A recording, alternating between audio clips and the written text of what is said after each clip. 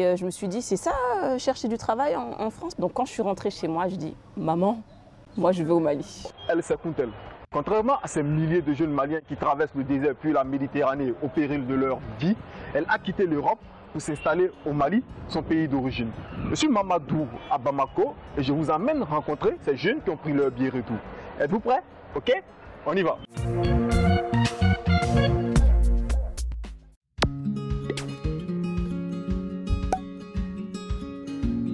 Pour Nabou, qui a grandi en France, l'installation au Mali a été une surprise pour ses proches. Elle avait fait plus de 6000 km jusqu'au Mali pour passer des vacances dans sa famille. Mais finalement, elle est restée. J'étais venue pour 2 semaines et j'ai une amie qui m'a coopté vers un de ses amis qui cherchait une responsable de marketing. On s'est vu lors d'un entretien. Elle m'a dit oui, et vous pouvez commencer quand? Kountel a un master en sociologie obtenu à Paris. Elle a été dégoûtée de sa recherche d'emploi en France. On me faisait passer d'entretien en entretien et les entretiens étaient de plus en plus frustrants parce qu'on trouvait toujours une faille dans mon parcours ou même dans ma façon d'être. J'ai eu un autre entretien et là, lors de l'entretien, la dame qui me demande « mais pourquoi vos parents sont venus en France ?» Et je me suis dit, c'est ça, chercher du travail en France, parce que ça devenait limite du harcèlement moral. Et ça m'a frustrée. Donc quand je suis rentrée chez moi, je dis, maman, moi je vais au Mali. Donc c'est ce que j'ai fait. Et finalement, ça fait 3 ans que je suis là. Tout comme Nabou et Kountel, plusieurs centaines de jeunes de la diaspora reviennent vers le Mali chaque année. Mais une fois l'excitation du retour passée, ils font face à des difficultés qu'ils n'imaginaient pas.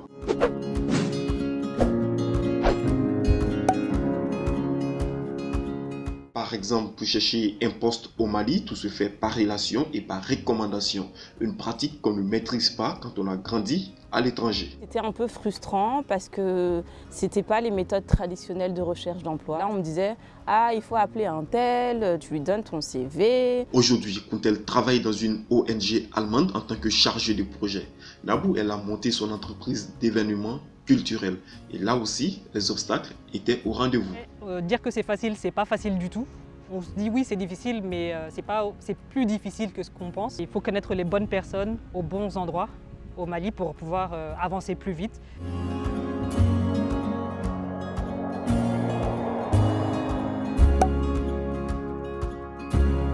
En plus de ces embûches, souvent, l'entourage des jeunes ne comprend pas leur choix. J'ai dit à ma mère que j'avais un entretien, elle m'a dit un entretien pourquoi? J'ai dit un entretien de travail.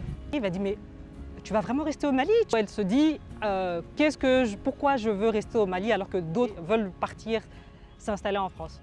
Jusqu'à les journées du bien-être de la beauté où elle a vu ce que j'ai pu réaliser en étant ici. Et là, elle m'a dit, je suis vraiment fière de toi. Il y a des gens qui me demandent encore pourquoi je suis venue. Ils ne comprennent pas, qui se disent que là-bas c'est mieux. Là-bas, c'est pas forcément mieux.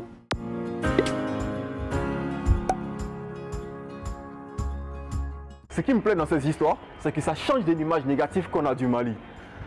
Ça prouve qu'il y a des opportunités.